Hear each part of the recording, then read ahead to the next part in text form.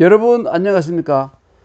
예, 오늘은 한 달 아래 시사 진단입니다. 예, 제목을 그렇게 붙였습니다. 이 한자랄은 원래 제 아들이 지어준 이름입니다. 처음에 저는 한자랄이 뭔지 몰랐어요. 그랬더니 알고 보니까 한자를 잘 알려드립니다. 이 준말로 쓰라는 거예요. 예. 그리고 오늘 제가 드릴 이 말씀은 한자랄의 시사 진단이라는 이 제목을, 임시 제목을 또 역시 아들이 오랜만에 와서 저에게 붙여 주었습니다. 예. 예, 하여튼 제가 아들 덕을 많이 보고 있는 사람입니다, 여러분. 예. 오늘은 잡룡과 잡룡에 대해서 말씀을 드리려고 합니다. 예. 그러니까, 여러분, 개판이다, 난장판이다, 그리고 뭐 또 아사리판이다, 뭐 이런 무슨 판 하는 게 있죠. 네, 그런데 이 판의 사전적 의미를 보면 일이 벌어진 자리 또는 그 장면, 이것을 판이라고 사전에서 정의를 했습니다. 그런데 그런 의미에서 주역이 64개 가운데서 제일 첫 꾀인, 제일 앞에 있는 꾀인 건꾀가 있는데요. 이게 바로 제가 그려놓은 게 바로 건꾀입니다. 이 건자는 이렇게 쓰죠. 이 건꾀는 바로 주역의 첫 번째 꾀인데, 이 꾀는 말입니다, 그런 의미에서 말입니다, 용판이에요. 용판. 예, 개판 뭐 이런 게 아니라 용판이에요. 용들이 와르르 나와요. 예. 그런데 우선 이것을 가지고 이 6개의 양효 나온 것을, 이것을 건꾀라 하는데요. 첫 번째 있는 요걸 가지고 뭐냐면 초구, 처음 초자에다가 9구자를 해가지고 초구효라 그러는데, 여기는 뭐냐면 이 물속에 잠길 잠자 있지 않습니까? 물속에 잠길 잠자, 잠룡이에요. 잠룡. 용자는 여러분 복잡하니까 생략하고 뒤에 다시 설명드리기로 하고요. 그 다음에 요걸 뭐냐면 구이라 그러는데요. 구이라 그러는데, 요거는 뭐냐면 혈룡이라 그래요. 요거는 이 혈룡. 이 현자는 원래 여러분 보기 견자처럼 보이잖아요. 그런데 요 옛날 사람들은 요 글자 하나를 가지고 보다는 뜻도 가지고 있고 나타나다는 뜻도 가졌어요. 나타나다 할 때는 현이라 읽었습니다. 한 글자를 가지고 여러 개의 의미로 쓰는 것이 한자의 특징이죠. 그래서 요거를 뒤에 사람들이 헷갈리니까 앞에다가 구슬 옥자를 단 요 현자, 드러날 현자, 뭐 현대, 출연할 때 현자, 이렇게 다시 쓰자 해서 이렇게 고친 겁니다. 그러나 원래 이렇게 놓고도 현이라고 읽어요. 요거는 혈룡이라고 읽고, 예. 그리고 이건 뭐냐면 이 혈룡제전이라 그래서, 이 전이라는 것은 이 밭이라는 의미도 있지만 민간에 나와 있는 용, 물속에서 이제 땅 위로 육지로 올라온 용입니다. 예. 용이 민간에서 활동하는 것을 바로 요 구이효가 의미하고 있죠. 구삼은 뭐냐면 원래 거기는 군자만 나오고 이 용이라는 글자는 나오지 않습니다만은 그 속에 용의 의미가 숨어 있어요. 그래서 요건 뭐냐면 의미를 단다면 요 건건은 뭐냐면 부지런하게 힘쓰는 모양이에요. 정말 이 6개 중에 이쯤 되는 사람들은 뭘 하더라도 엄청난 노력을 기울여 가지고 이게 상부 하부라면 위로 올라가야 되는 용이기 때문에 건건용이라고 부르면 돼요. 이게 부지런히 힘쓰는 용이에요. 그리고 여기에 구사는 뭐냐면, 여기에 공중에서 날기도 하고 또 물속에 잠복해있기도 하고 상황에 따라서 전진도 하고 후퇴도 할 줄 아는, 그러나 좀 처지가 좀 어려운 상태의 용. 여기는 바로 위에 최고의 단계인 비룡이 있기 때문에, 비룡 밑이기 때문에 요거는 뭐냐면 망설이다 할 때에서 유예라고 있죠, 여러분. 유예라는 건 뭐냐면 망설이다, 집행유예 할 때 유예도 결정을 내리지 않고 유예한다는 건 좀 망설이는 기간을 둔다는 말입니다. 집행유예라는 것도. 그래서 요거는 유예용이라고 부르면 될 것 같아요. 그 다음에 이게 구호는 뭐냐면 날비자, 예. 용비어천가 할 때 이게 비룡이에요. 예. 용비어천, 최고의 용이죠. 최고의 권력자. 그 다음에 이 비룡 다음에 뭐냐면 요걸 가지고 상구라 그러는데, 상구, 요건 초구고 요건 상구라 그러는데, 초구, 구이, 구삼, 구사, 구오, 그 다음에 상구라고 불러요. 요 상구는 뭐냐면 항룡이에요. 항룡. 이 항자는 뭐냐면 이런 높은 집을 그린 것인데, 아주 높은 집이에요. 한 몇 층 되는 집인데, 이것이 글자로 변해 가지고 이렇게 변합니다. 이건 뭐냐면 꼭대기, 최고의 꼭대기에 절정에 올라 있는 용이란 말인데, 근데 이 용들은 대개 보면 너무 자만해가지고, 건방지고 자만해가지고 말이죠, 자기 혼자 다 해먹으려고 그러다 결국은 지역 이 효사에 보면 여기서는 끝에 후회를 하게 된다. 이렇게 돼요. 목숨을 잃거나, 뭐 정권을 잃거나, 이 비참한 상황이 된다는 뜻입니다. 이게 항용 유해, 항용 좋지 않은 거예요. 그 다음에 말입니다. 재밌는 건 뭐냐면, 그러니까 이 항용은 뭐, 이 상부는 이 권좌에서 물러날 줄은 모르는, 권력에 집착해서 물러날 줄 모르는 절대군주를 의미해요. 예? 절대군주. 그 다음에 말입니다. 여러분, 여기에다가 또 용이 한 마리, 용이, 아까 처음에 말씀드렸는데, 용이 7개 용이 나와요. 지금 6개 나왔잖아요. 하나는 뭐냐면, 주역점을 칠 때, 주역은 원래 점치는 책이잖아요. 각 효마다, 이걸 효라 그래요. 효라 그러는데, 요거는 양효고 음효는 떨어진 것이요. 요거는 음효라 그러죠. 요건 양효라 그러고. 그런데 각 효마다 전부 양효만 나오면 그 수가 말이죠. 홀수인 7 아니면 9로 되어 있어요. 전법에서. 그런데 이 6효가 전부 이 9가 되면, 6이 아니라 9가 되면 이거를 용구라는, 쓸 용자에다가 9자. 용구가 아니고 용구라는 이 용어가 있는데, 용구라는 예외의 전법을 적용합니다. 예. 그러니까 용구효는 뭐냐면, 여기 올라가 보면 이 위에 있는 건데, 이 위에 있는 여기 용구효인데, 이건 뭐냐면 없을 무자, 예. 무수용이에요. 용자는 제가 다 생각해 놨잖아요. 머리가 없는 용이에요. 무수굴용. 그리고 또 한 마리가 아니라 여러 마리, 예. 최소한 6마리가 되겠죠. 그래, 머리 없는 용들인데, 이것을 여기서 근거한 말을 뭐라 그러냐면, 굴용무수. 이 용의 머리가 없다. 이렇게 해서 이게 원래는 말이죠. 뒷날에는 지도자가 없는 말이죠. 엉망진창인 상황을 의미하기도 했습니다만은, 그러나 주역에서 원래의 의미는 뭐냐면, 절대군주의 이 포악하던 이 항용의 힘이 사라지고 제거된 뒤의, 공화정을 의미합니다. 그러니까 독재자의 폭정이 사라진 뒤의 공화정을 의미한다고 보면 됩니다. 다 좋은 것이죠. 예, 그런 겁니다. 요거를 제외하고는, 항용을 제외하고는 다 좋은 겁니다. 주역 건괴. 이 주역 건괴라는 게 참 의미심장한 괴이죠. 그래서 중국 3세기에 아주 저명한 주역학자인 왕필이라는 사람이 있어요. 중국어로 왕비라고 하는 사람인데, 이 젊은 참 천재학자가 말하는 것처럼 건괴는 전부 용어로 도배가 되어 있어요. 이게 바로 왕필이 한 얘기입니다. 그래서 잠룡, 혈룡, 건건룡, 유해룡, 비룡, 항룡, 무수용, 무수굴룡, 이 용들이 용들로 완전히 도배가 되어 있죠. 예. 여러분, 이 새 대통령을 뽑는다는 것을 우리는 이렇게 말해요. 이 대선이라고 불러요. 크게 뽑는다. 이게 결국 대통령을 뽑는다. 대선이죠. 그렇죠? 예. 총선은 뭡니까? 총선은 국회의원을 뽑는다는 말이고, 대선이 다가옵니다. 그래서 신문과 TV에서는 저마다 말입니다. 비룡이 되어 보겠다는 용들의 소식으로 가득해요. 예? 근데 별로 크지도 않은 나라에서 웬 용이 그렇게 많은지 참, 그것도 좀 그래요. 사실 말은 여러분, 용은, 기린. 예, 기린. 기린이 이 중국 기린하고 아프리카 기린은 달라요, 여러분. 아프리카 기린은 참, 미스터 킴 뭐라고 발음해요? 아프리카 기린을? 뭐라고? 지라프. 이게 바로 아프리카 기린이고, 중국 용은 치린, 다른 거예요. 상상의 동물입니다. 그리고 봉황, 예, 봉황과 함께 용, 기린, 봉황은 상상의 동물이에요. 예. 그런데 여기다가 거북이를 더해가지고 4개의 영, 사령이라 그랬어. 영자입니다. 영자 약자예요. 영원할 때 영자. 사령, 그래서 4개의 대표적인 영물로 치고 있습니다. 예.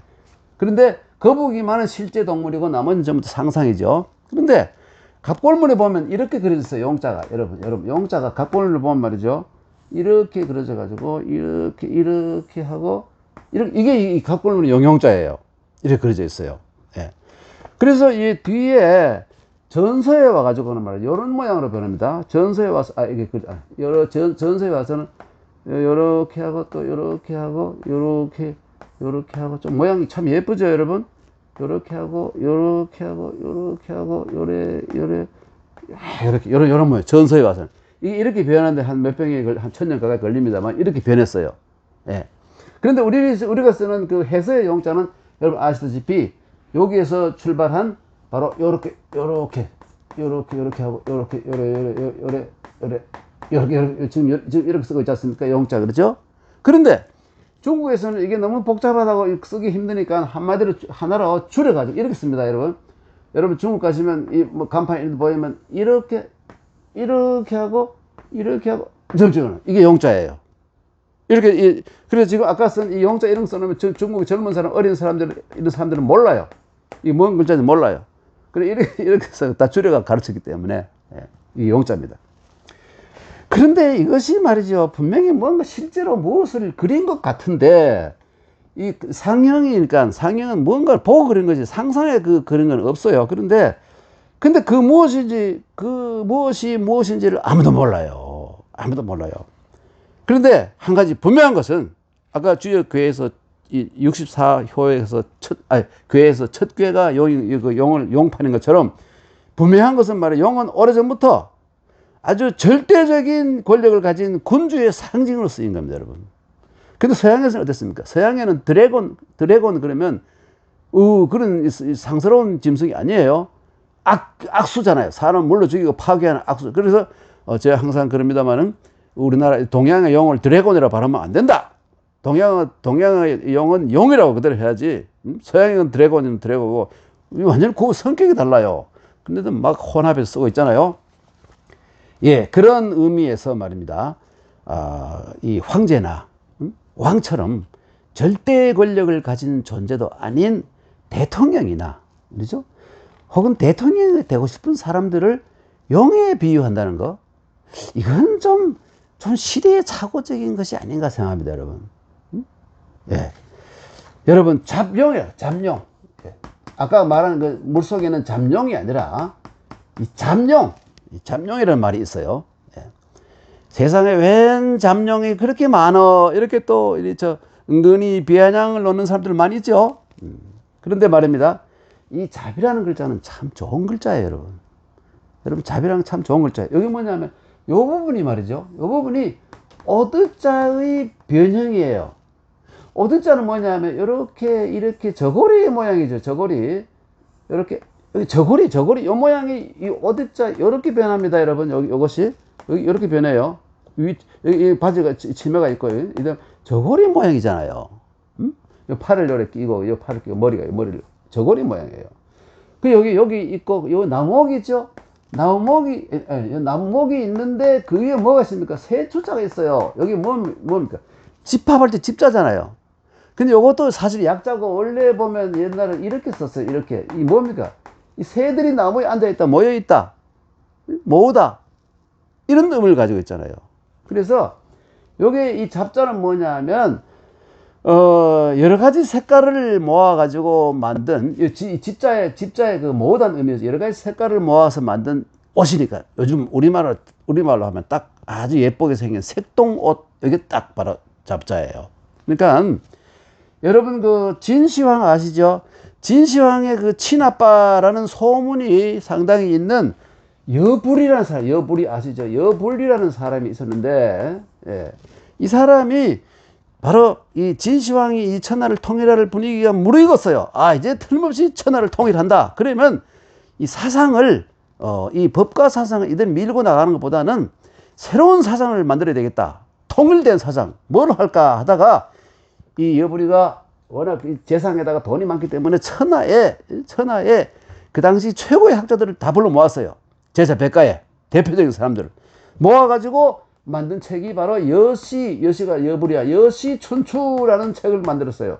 춘추라는 원래 역사책인데 여기는 역사책이 아니라 이렇게 사상을 한 용광로에 넣어가지고 새로운 이 신무기를 만들기 위한 어떤 사상적인 배경을 가지고 있는 거예요. 예. 그런데 이 책은 바로 말이죠.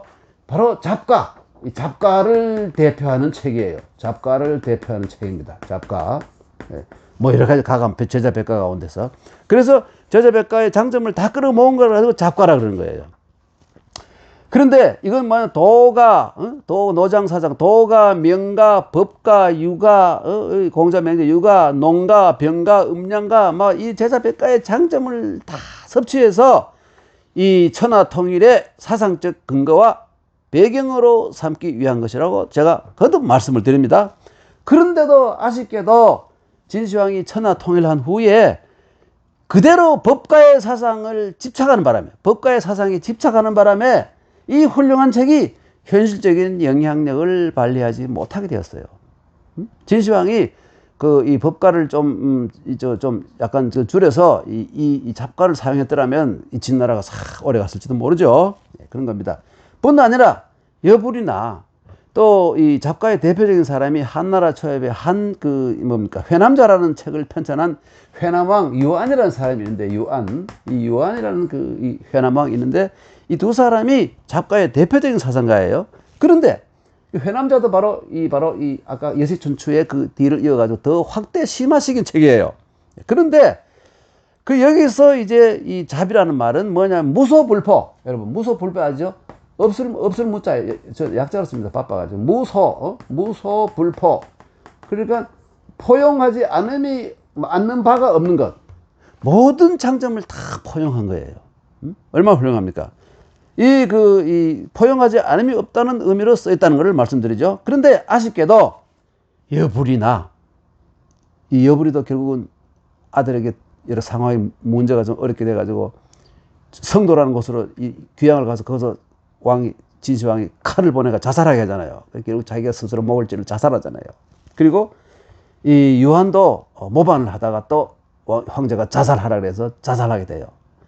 그러니까 이 두 거두가 이 비명에 횡사하는 바람에 죽었기 때문에 잡가의 영향력은 그대로 연기처럼 바람과 함께 사라진 게 아니라 연기처럼 사라져버리고, 이 잡이라는 좋은 이 색동옷이나 여러 가지 장점을 취했다는 무소불포의 잡이라는 의미에 부정적으로 좀 쓰이게 된 거예요.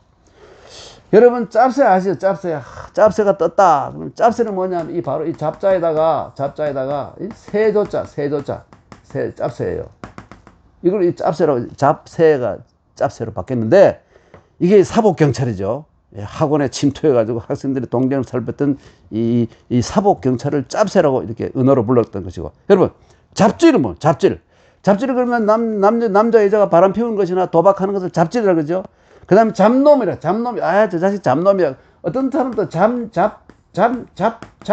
잡녀도 있죠. 그죠? 잡놈 반대말, 잡녀. 응? 그런데 이 다 나쁜 놈이라면 쓰인 줄 알았더니, 여러분, 잡지, 메가진이라고 부르지만 잡지, 이게 얼마나 많은 상식을 도와줍니까? 좋은 뜻이죠. 잡지를 많이 읽어라. 그리고 잡채, 잡채 맛있잖아요. 잡채를 중국 요리인 줄 아는 사람 많은데 전혀 우리 요리입니다. 우리 한민족 요리예요. 잡채, 잡탕밥, 그렇죠? 야, 그러고 보니까 비빔밥도 잡채잖아요. 알고 보면 그렇죠? 여러 가지 섞었잖아요. 잡탕밥 얼마나 맛있어요. 그래서 나쁜 뜻도 아닌 것도 지금 있군요. 그런데 여러분, 잡식, 이 잡자에다가 이 잡자를 중국에서는 지금 왜 쓰느냐면 이렇게 써요. 이렇게 줄여요. 중국 가서 보면 이렇게 써 있어요.